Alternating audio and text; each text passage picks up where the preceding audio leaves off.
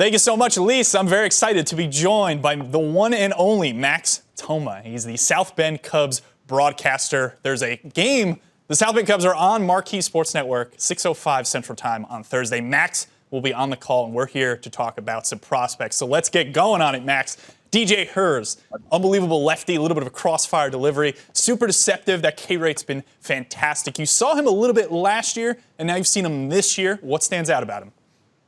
I mean, like you said, the crossfire delivery, it's just so hard for guys to pick up the baseball when he is throwing against them. I mean, that fastball that sits about 92, 93, can kick up 95, 96.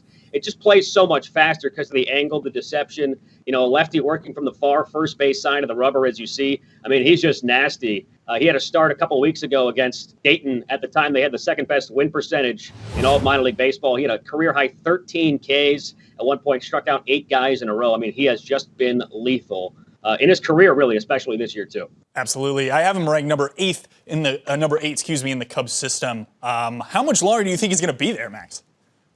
I mean, that is the real question. I know I'm really excited whenever I see our rotation every week, and I still see DJ out there. But, I mean, it's anybody's best guess. It's certainly a matter of time. I mean, he has made some high A bats look pretty bad the last few months. Absolutely. It might be a matter of time for another lefty, Jordan Wicks, the 2021 first-rounder, 21st overall. You were telling me off camera a little bit that he's throwing the whirly or the sweeper, whatever you want to call it. It's a little bit of a new slider.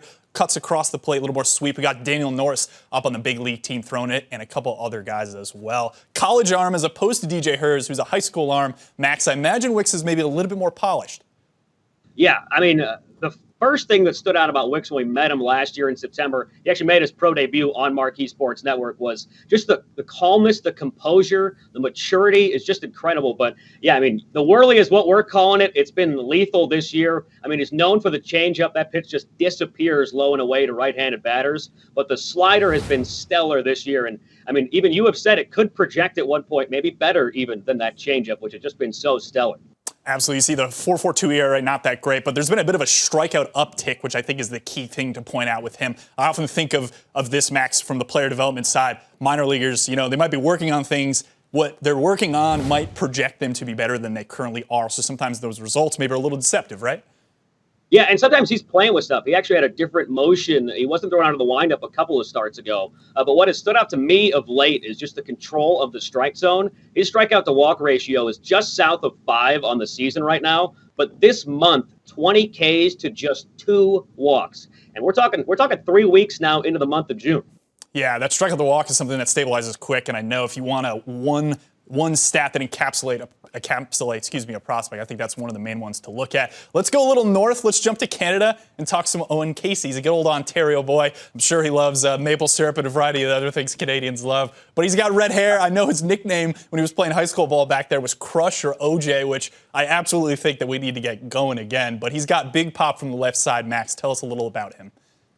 Yeah, I mean, OC, it might have been considered a little bit of an aggressive assignment to him starting in high A. A 19-year-old, he's going out there every day and facing guys that are, 3, 4, maybe even 5 years older than him. Didn't play that well in April, hit just 112, but in May, turns it around, bats .313, 26 RBIs in 23 games. You see the strut on that home run. That homer he hit last homestand, 111 miles per hour off the bat. It cleared our video board in right field. He has just been incredible the last month and a half. That's fantastic. Average homer in the majors is right around 104, so that's a huge uptick in terms of that max exit value for him, which I love. I absolutely love. 380 OBP in May. He won the organization's Player of the Month award. And another guy who is on that list of potentially winning a future Player of the Month award in the organization is Pete Crow Armstrong, acquired in the Javi Baez trade. Now, you only saw him for about 9 games, I believe, before he went down with a bone bruise on his hand. Can you give us a little injury update and then what you saw before he went down?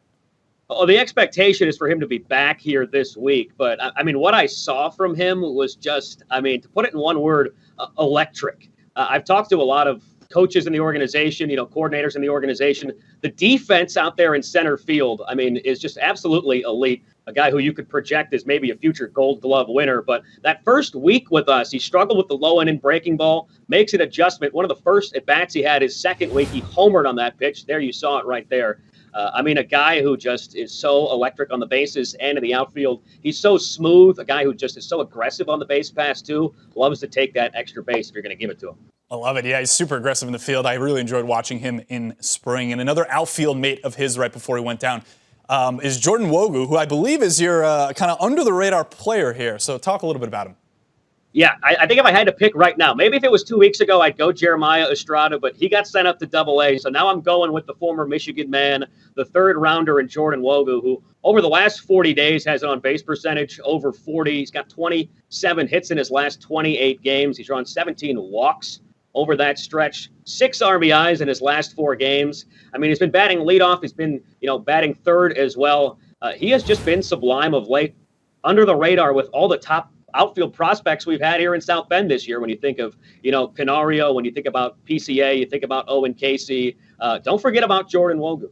Don't forget about Jordan Wogu. And don't forget about our South Bend Cubs broadcasts. Peoria Chiefs, the Cardinals high affiliate in South Bend. Max will be on the call, 6:05 p.m. Central Time. Max, what are you most excited about to get these games on Marquee, man? Well, I'm just so honored to be a part of it and get to showcase, our production team here in South Bend, which is, I think, second to none in minor league baseball. Brennan King and I will have the call. It's a blast for us. It's so great for Cubs fans across the country to get to see what the Cubs are doing at the minor league levels, because the Cubs, these young guys are just so stellar when you think top to bottom, especially here in South Bend. And, it should be Jordan Wicks on Thursday. He's coming off his first career win on Friday. It's going to be a fun one. Cubs and Cards Midwest League High A edition. Yeah, watch the Cubs and Cards minor leaguers, and then this weekend we head to St. Louis. You'll see the Cubs obviously on Marquee Network against the Cardinals. Max, Notre Dame, obviously huge story in the College World Series now. I think they're 1-1, but they play on Tuesday, I think around 1 o'clock Central Time. I imagine as a community in South Bend for you guys, that's been great to see their success. Yeah. I mean, they have been a treat to watch all season long. I mean, I might have to do some calculations to see if their average age in their starting lineup might be older than ours. That is a veteran-laden club. I think they have like 8 or 9 graduates generally that start in that batting order, but been a huge spark to the South Bend community of late. We're excited to watch them the rest of the week. I know they're in action again. Elimination game on Tuesday night. That's big. Tuesday, Thursday, and the weekend. A ton of baseball coming up, Max. We really appreciate you taking the time. Again, Thursday, 6:05 Central Time, Peoria Chiefs at South Bend Cubs. Max on the call. Elise, take it back.